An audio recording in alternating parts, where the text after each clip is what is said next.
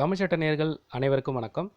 இதுவரைக்கும் எங்கள் சேனலில் சப்ஸ்கிரைப் பண்ணலைன்னா மறக்காமல் சப்ஸ்கிரைப் பண்ணிக்கோங்க. அப்போ தான் நாங்கள் தினம் போடுற பதிவு உங்களை வந்து அடையும். இன்றைக்கி டாப்பிக்கில் நம்ம பட்டாவின் வகைகள் மற்றும் அதனுடைய பயன்பாடுகளை பற்றி பார்க்க போகிறோம். ஸோ வாங்க நேயர்களே வீடியோக்குள்ளே போகலாம்.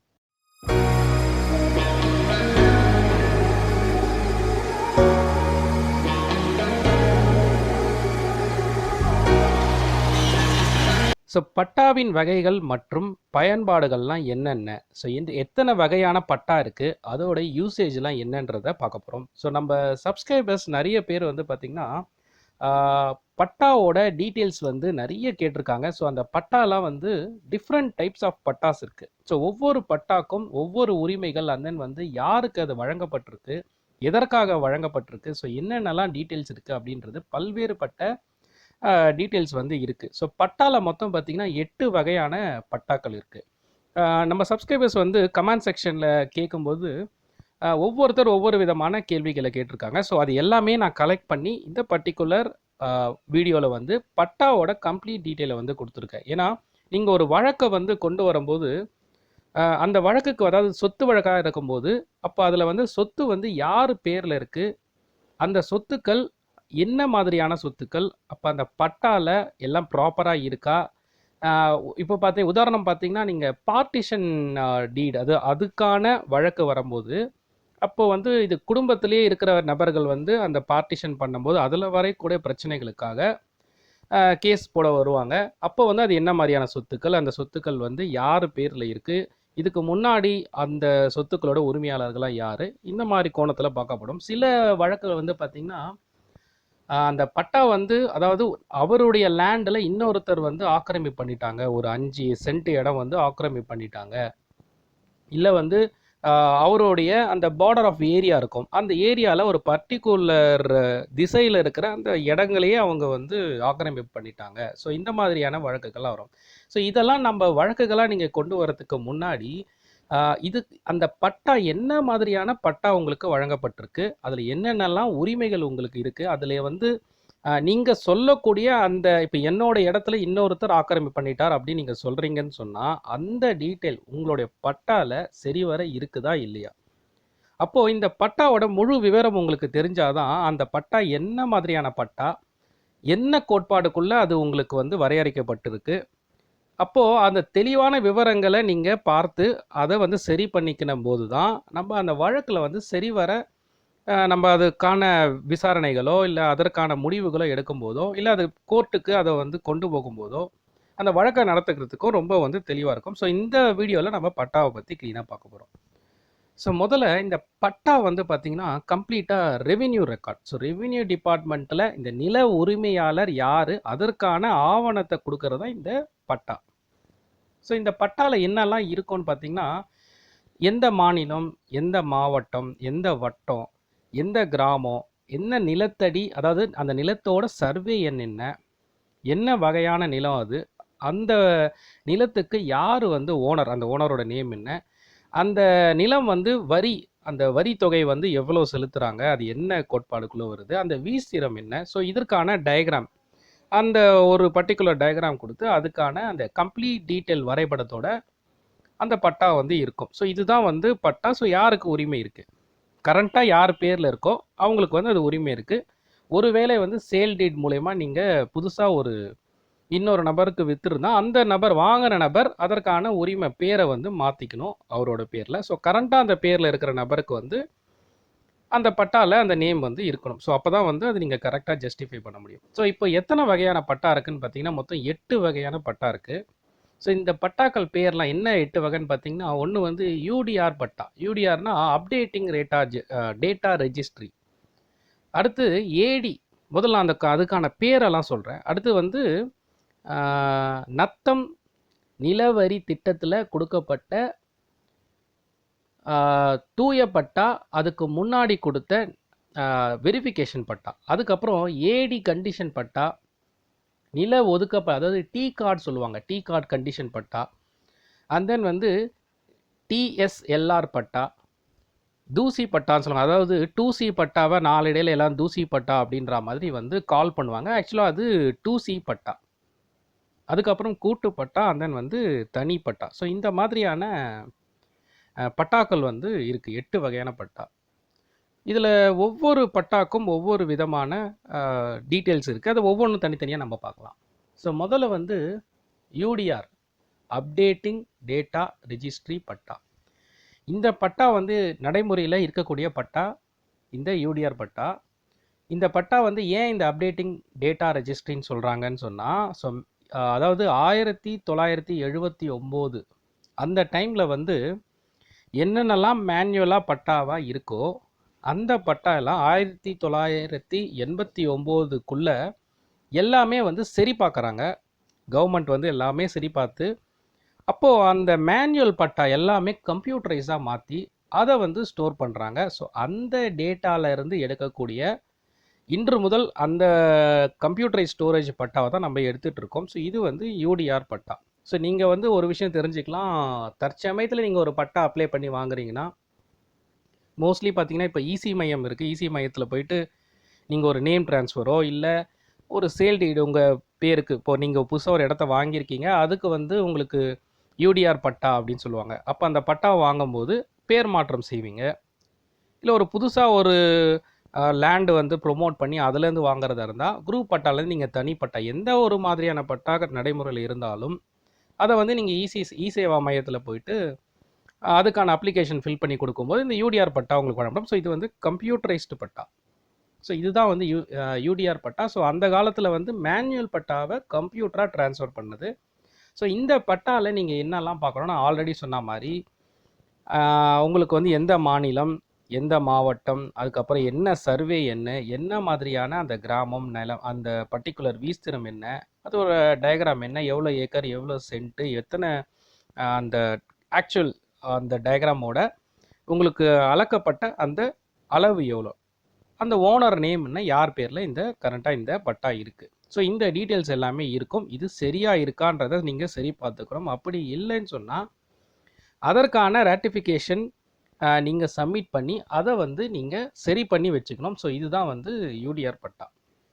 இப்போ இது வந்து ஃபஸ்ட்டு வந்து யூடிஆர் பட்டா நம்ம பார்த்துட்டோம். செகண்ட் வந்து பார்த்திங்கன்னா, நத்தம் நிலவரி திட்டத்தின் மூலியமாக கொடுக்கப்பட்ட தோராய பட்டா அண்ட் தூய பட்டா.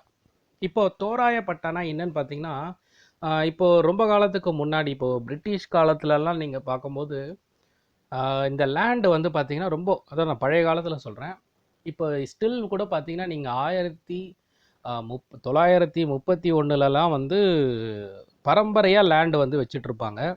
அப்போ அந்த சமயத்துலலாம் பார்த்தீங்கன்னா அவங்களோட மதர் டாக்குமெண்ட் எடுத்து பார்க்கும்போது கிட்டத்தட்ட உங்களுக்கு ஒரு 80 ஆண்டுகள் 90 ஆண்டுகள் நம்ம பின்னாடியிலேருந்து அந்த மதர் டாக்குமெண்ட் வச்சுருக்காங்கன்னு சொன்னால், இப்போ அந்த காலத்தில் இருக்க பட்டாலாம் பார்த்திங்கன்னா மேனுவலாக எழுதப்பட்டிருக்கும். அப்போது அந்த சமயத்தில் வந்து இந்த தோராய பட்டா எதுக்காக வழங்குறாங்கன்னு சொன்னால், இதில் வந்து நத்தம் நிலம் ஆல்ரெடி வந்து யூசேஜில் இருக்கிற வீடுகள், அந்த இடத்துல வந்து கிணறு, குளம் எல்லாமே இருக்கும். இப்போ இந்த பர்டிகுலர் வந்து வாழ்ந்துட்டு இருக்க ஏரியா ஒன்று, இனி வந்து டெவலப்மெண்ட் சிட்டியாக அவங்க வந்து கன்சிடர் பண்ணி ஒரு பர்டிகுலர் டீட்டெயில்ஸை வந்து கொடுக்குறாங்க. இப்போது அந்த இடம்லாம் பட்டாக்குள்ளே வராத இடமா இருக்கும். இப்போ பட்டா வசூல் பண்ணாதான் இவங்க வந்து அதற்கான வரி அந்த பர்டிகுலர் நபர்கிட்ட இருந்து வசூல் பண்ண முடியும். ஸோ அதற்காக அந்த தோராய பட்டால வந்து யார் யாரெல்லாம் இப்போது வசிச்சுட்டு இருக்காங்களோ அந்த பர்டிகுலர் லேண்டோட டயக்ராமை இவங்க போட்டு அது என்ன லேண்டு, இப்போ ஆல்ரெடி நான் பட்டாவில் சொன்ன டீட்டெயில்ஸ் எல்லாமே, அது எவ்வளோ விஸ்தீரம், அது யாருக்கு பேரில் இருக்குது, எவ்வளோ சென்ட் இருக்குது, அது மாதிரி எல்லா டீட்டெயில்ஸும் போட்டுட்டு அவங்கக்கிட்ட அது வெரிஃபிகேஷன் கொடுப்பாங்க. ஸோ இதை வந்து ஒரு குறிப்பிட்ட நாட்களுக்குள்ளே அந்த கிராமத்தோட நிர்வாகத்தில் அந்த பர்டிகுலர் ஓனர் யாருக்கு அது வழங்கப்பட்டிருக்கோ அதில் திருத்தம் இருந்தால் திருத்தம் வந்து செஞ்சுக்கணும். அப்படி திருத்தம் செஞ்சதுக்கு அப்புறம் தூய பட்டா வந்து வழங்கப்படும். ஸோ தூய பட்டா தான் வந்து ஃபைனல். ஸோ ஃபைனலாக அந்த பட்டா வந்து அந்த நபருக்கு வந்து வழங்கியாச்சு ஆஃப்டர் தி கரெக்ஷன்ஸ். ஸோ இதுதான் வந்து அப்போ கொடுக்கப்பட்ட அந்த பட்டா. ஸோ இப்போது சில பேர்லாம் வந்து வழக்கு கொண்டு வரும்போது பார்த்திங்கன்னா இதுலேயும் வந்து நிறைய டவுட்ஸ் வந்து கேட்பாங்க. ஏன்னா என்னோடய லேண்டு வந்து 80 வருஷத்துக்கு முன்னாடி எங்கள் தாத்தா காலத்தில் வாங்கியிருக்கேன் அந்த லேண்டு. அதிலிருந்து இந்த மதர் டாக்குமெண்ட்டில் நிறைய டிரான்ஸ்ஃபர் ஆகி வந்துட்டுருக்கும். ஸோ இதற்கான டீட்டெயில் வச்சுருக்கும் போது அந்த பட்டாக்கும் இந்த பட்டாக்கும் வந்து சில பேருக்கு வந்து அது பட்டானே தெரியாமல் கூட இருப்பாங்க. பிகாஸ் அது வந்து தூய பட்டா வந்து மேனுவலாக எழுதப்பட்ட அந்த பட்டாவாக இருக்கும். ஸோ இதெல்லாம் வந்து நீங்கள் அந்த கரெக்டாக தெரிஞ்சு வச்சுக்கணும். ஸோ என்ன மாதிரியான பட்டா, அந்த பட்டா வந்து ஒருவேளை கரண்ட் அப்டேட்டுக்கு கொண்டு வந்தாச்சா? இப்போ ஒரே நபர் வந்து இன்ன வரைக்குமே வந்து ஒரு பர்ட்டிகுலர் இடத்துல வாழ்ந்துட்டு இருப்பாங்க. ஒரு என்ன சொல்கிறது, ஒரு 3 தலைமுறையாக அவங்க வந்து வாழ்ந்துட்டு இருப்பாங்க. அப்போ ஒரு 100 வருஷங்களா அங்க இருக்கும் பொழுது, அப்ப அதுல என்னென்னலாம் அவங்க டாக்குமெண்ட் வச்சிருக்காங்களோ, அது எல்லாமே ரொம்ப கிளியரா இருக்கா? அது வந்து ஸ்டில் கரண்ட் டேட்டுக்கு அப்டேட் ஆயிருக்கா? ஒருவேளை வந்து அதில பார்ட்டிஷன் பண்ணியிருக்கலாம். ஸோ பார்ட்டிஷன் பண்ணதுக்கப்புறம் யூடிஆருக்கு அவங்க மாறி இருக்கலாம். ஸோ அந்த டீட்டெயில்ஸ் எல்லாமே வெரிஃபை பண்ணிக்கணும். ஸோ இது வந்து செகண்ட் டைப் ஆஃப் பட்டா நம்ம பார்த்தாச்சு. ஸோ தேர்ட் வந்து பார்த்தீங்கன்னா, ஏடி கண்டிஷன் பட்டா. இது வந்து முழுக்க முழுக்க வந்து ஆதி திராவிடர் நிலத்திட்டத்துக்கு கொடுக்கப்பட்ட பட்டா.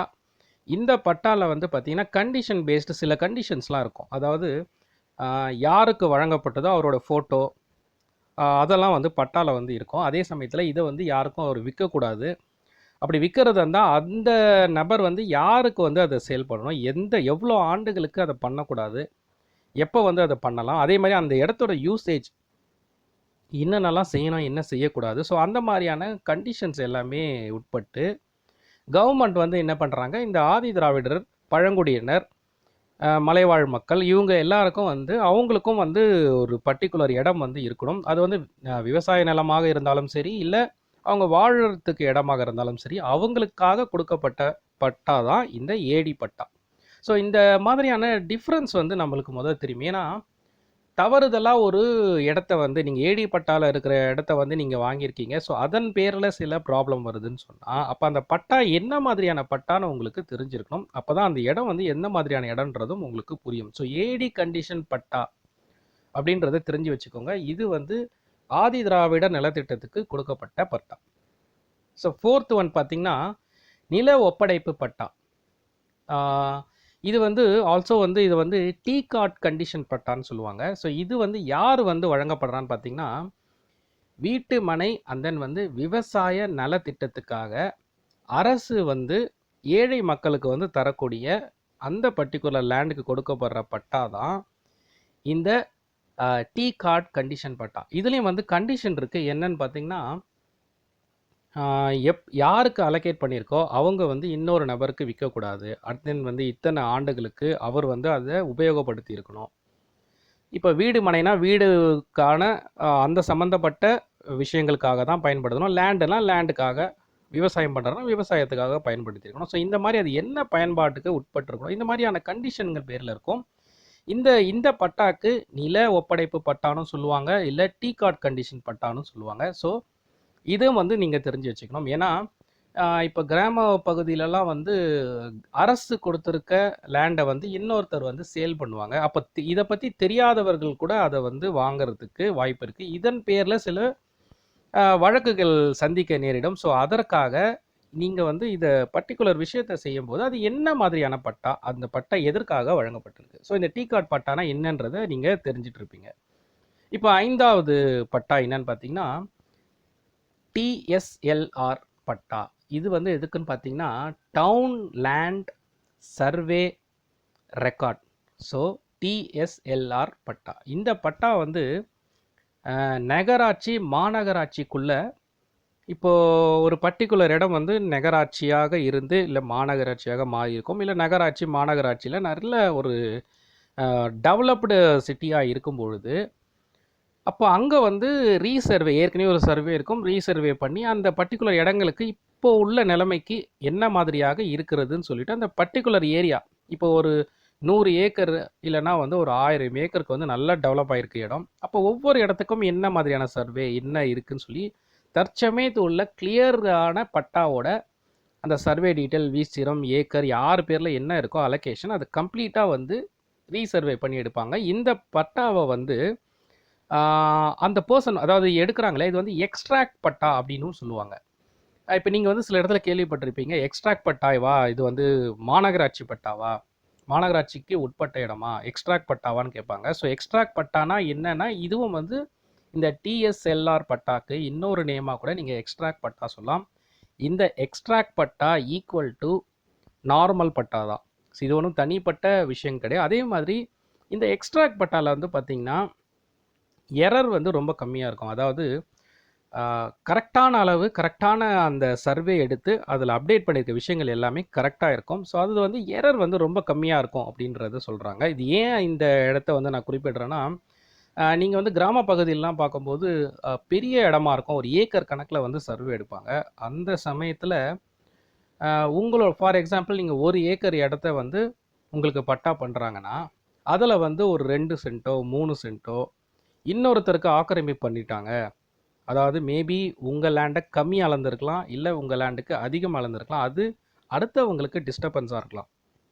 இப்போ அடுத்த நபர் வந்து கேஸ் வழக்கு தொடருவாங்க. என்னோட இடத்த வந்து சர்வேயர் வந்து தவறாக அளந்துட்டாரு, ஒரு 3 சென்ட் என்னோட இடத்த வந்து அவங்க எடுத்துக்கிட்டாங்க அப்படின்னு சொல்லும்போது அவங்க வந்து பேச்சுவார்த்தை நடத்துவாங்க. ஸோ கம்ப்ளைண்ட் கொடுப்பாங்க. இதில் வந்து ரிசால்வ் ஆகிற சில விஷயங்கள் இருக்குது. இதில் இல்லாத சில கேஸ் வந்து வழக்கா நீதிமன்றத்துக்கு வரும். ஸோ நிறைய நம்ம சப்ஸ்கிரைபர்ஸ் கூட கமெண்ட் செக்ஷனில் வந்து இந்த மாதிரியான கேள்விகள் நிறைய கேட்டிருப்பாங்க. ஸோ அப்போது வந்து நீங்கள் ஒரு விஷயம் தெளிவுபடுத்திக்கணும். இந்த டிஎஸ்எல்ஆர் ஆர் இல்லை கிராம பகுதியில் எடுக்கக்கூடிய இந்த பட்டாக்கள் எல்லாத்துலேயுமே மேபி எரர் இருக்க வாய்ப்புகள் இருக்குது. ஏன்னா பிகாஸ் வந்து அது வந்து ஒரு பெரிய லேண்டாக அவங்க அளக்கும் பொழுது பை மிஸ்டேக்காக இது வந்து ஒரு எரர், மேன்யுவலாக எடுக்கும்போது வரக்கூடிய எரர். இதை வந்து நீங்கள் ரொம்ப கிளியராக அப்படி நீங்கள் அந்த வரைபடம் உங்களுக்கு செலுத்தும் பொழுதோ அந்த பட்டா வாங்கும்போது இமீடியட்டாக அதுக்கான ரேட்டிஃபிகேஷனை நீங்கள் சப்மிட் பண்ணி அதை கரெக்ஷன் பண்ணி ரீசர்வேக்கு நீங்கள் அப்ளை பண்ணி அதை வாங்கிக்கிறது நீங்கள் ஒரு ஈஸியான வழி அதிலிருந்து நீங்கள் தப்பிக்கிறதுக்கு. ஸோ இதை வந்து நீங்கள் ஞாபகம் வச்சுக்கோங்க. அடுத்தது வந்து பார்த்திங்கன்னா கூட்டு பட்டா. ஸோ கூட்டு பட்டான்றது இப்போ ஒரு பிளாட் வந்து போடுறாங்க. ஒரு புதுசாக வந்து நிறைய இடத்துல பார்த்திங்கன்னா வில்லா அண்ட் தென் அப்பார்ட்மெண்ட்ஸ் அந்த நிறைய பிளாட் வந்து புதுசாக போடும்போது அந்த என்டையர் பிளாட்டுக்கு ஒரு பட்டா வழங்கியிருப்பாங்க. அந்த பட்டா வந்து இப்போ ஒரு பில்டர் இருக்காரு, அந்த பில்டர் வந்து ஒரு 100 வில்லாவாஸ் வந்து போடுறாரு. அப்போ அந்த என்டையர் இடமும் அந்த பில்டர் பேரில் இருக்கும். அப்போது நீங்கள் உங்களுக்கு தனி பட்டா வேணும்னு சொன்னால் அதை வந்து அப்ளை பண்ணி உங்களுக்கான வீஸ்திரம் என்ன, அதற்கான அளவு என்ன, உங்களோட வீடோட அளவு என்ன, எது வரைக்கும் உங்களுக்கு உரிமை இருக்குது, உங்களோட பேரில் அது தனியாக வந்து அந்த டயக்ராமோட நீங்கள் கவர்மெண்ட் ரெக்கார்டில் அது வரணும்னு சொன்னால் தனி பட்டாவை அப்ளை பண்ணி வாங்கிக்கணும். ஸோ நம்ம 7ஆவதாக பார்க்குற பட்டா கூட்டு பட்டா. இது வந்து எஃப்எம்பி நாட் இதுக்கு இருக்காது. இது சிங்கிள் நேமில் அந்த ஹோல் எல்லா இடத்துக்கும் சேர்த்து ஒரு நபரில் அந்த பட்டா இருக்கும். இந்த பட்டாவை வந்து நீங்கள் ஃபார் எக்ஸாம்பிள் லோனு எதனா அப்ளை பண்ணுறீங்கன்னா சில பேர் வந்து கூட்டு பட்டாவை அக்செப்ட் பண்ணிப்பாங்க, சில பேர் வந்து பார்த்திங்கன்னா தனி பட்டா வேணும்னு கேட்பாங்க. அப்போது நீங்கள் 8ஆவது, நான் மொத்தம் 8 டைப் சொல்லியிருக்கேன், இல்லை 8ஆவது டைப் வந்து பார்த்திங்கன்னா தனி பட்டா. தனி பட்டாக்கு நீங்கள் எப்படி அப்ளை பண்ணணும், எப்படி வாங்கணும்னு பார்த்தீங்கன்னா, இப்போ எக்ஸாம்பிள் நீங்கள் வந்து ஒரு வீடு புதுசாக வாங்கி பில்டர் வந்து கட்டியிருக்க ஒரு இடத்துல இருக்கீங்க. அது வந்து ஒரு கேட்டட் கம்யூனிட்டியாக இருக்கலாம், இல்லை ஒரு புதுசாக பிளாட்டு வில்லா அப்பார்ட்மெண்ட் எது வேணாலும் இருக்கலாம். இதில் வந்து குரூப் பட்டா ஒருத்தருடைய நேமில் இருக்கும். அப்போது அந்த மதர் டாக்குமெண்ட்டில் அந்த குரூப் பட்டா இருக்கிற டீட்டெயில்ஸ் இது எல்லாத்தையுமே நீங்கள் கலெக்ட் பண்ணி இப்போ வந்து பார்த்திங்கன்னா இசி மையம், இ சேவா மையத்திலே வந்து நீங்கள் அதற்கான டீட்டெயில்ஸ் எல்லாமே கொடுத்தீங்கன்னா அவங்க ஸ்கேன் பண்ணி உங்களோட சேல் டீட் ரெக்கார்ட்ஸ் எல்லாமே நீங்கள், அதுக்கப்புறம் உங்கள் ஐடி ப்ரூஃப், ஆதார் ப்ரூஃப் எல்லாமே நீங்கள் கொடுக்கும்பொழுது அவங்க தனி பட்டா இஷ்யூ பண்ணுறதுக்கான அந்த ரெஜிஸ்டர் வந்து செய்வாங்க. இந்த பர்டிகுலர் ரெஜிஸ்டர் எந்த தாசில்தார் ஆஃபீஸ்க்குள்ளே அந்த அவங்களே அதுக்கான டீட்டெயில்ஸ் எல்லாமே டைப் பண்ணிவிடுவாங்க. ஸோ அந்த பர்டிகுலர் இடத்துல நீங்கள் அப்ளை பண்ணும்பொழுது அந்த அதிகாரி வந்து அதை வெரிஃபை பண்ணி உங்களுக்கான தனி பட்டாவை அவர் வந்து வெரிஃபிகேஷன் பண்ணுவார். ஃபஸ்ட்டு வெரிஃபிகேஷனுக்கு அப்புறம் உங்களுக்கான தனி பட்டாவை இஷ்யூ பண்ணுவார். ஸோ இப்படி வந்து தனி பட்டாவை வாங்கிக்கலாம். ஸோ இன்றைக்கி நம்ம டாப்பிக்கில் வந்து மொத்தம் 8 டைப் ஆஃப் பட்டாவை வந்து பார்த்துருக்கோம், அதனுடைய யூசேஜ் வந்து பார்த்துருக்கோம். ஸோ இது வந்து உங்களுக்கு பயனுள்ளதாக இருக்கும்னு நினைக்கிறேன். ஏன்னா நிறைய பேர் வந்து இந்த சொத்து வழக்கில் வந்து நிறைய பிரச்சனைகளோடு வராங்க. அப்போது அவங்களுக்கு வந்து ஒரு தெளிவு வந்து இருக்கிறதுக்காக தான் இந்த வீடியோ போட்டிருக்கு. ஸோ ஒவ்வொரு பட்டாலையும் இத்தனை வகையான பட்டா இருக்குது. புதுசாக ஒரு நபர் வந்து ஒரு இடத்த வாங்கும் போதும் ஸோ இந்த பட்டாவில் இருக்கக்கூடிய இந்த சிக்கல்கள்லாம் என்ன, பட்டாவோட யூசேஜ் என்ன, எத்தனை வகையான பட்டா இருக்குது, இது யார் வந்து யாருக்காக கொடுக்கப்பட்ட பட்டா, அதாவது கவர்மெண்ட் வந்து எந்த தரப்பினருக்கு கொடுக்கப்பட்ட பட்டா, இதை வந்து நம்ம வாங்கலாமா வாங்கக்கூடாதா, அதுக்கு என்னெல்லாம் ரெசல்யூஷன் என்னெல்லாம் வந்து நம்ம செய்யணும் அப்படின்றது தெரிஞ்சு அந்த ஒரு பர்டிகுலர் ப்ராப்பர்ட்டியை நீங்கள் வாங்கணும். ஸோ அதில் ஏற்படக்கூடிய பிரச்சனைகள் இதுக்கப்புறம் வந்து அதாவது பேசிக் டீட்டெயில்ஸை நீங்கள் தெரிஞ்சுக்கிட்டால் போதும். ஸோ அதுக்கப்புறம் அதில் வர விஷயங்களை வந்து நம்ம கையாளுறதுக்கு ஈஸியாக இருக்கும். ஸோ இன்றைக்கியோட வீடியோ உங்களுக்கு யூஸ்ஃபுல்லாக நினைக்கிறேன். அடுத்த வீடியோவில் உங்களை சந்திக்கிறேன். நன்றி.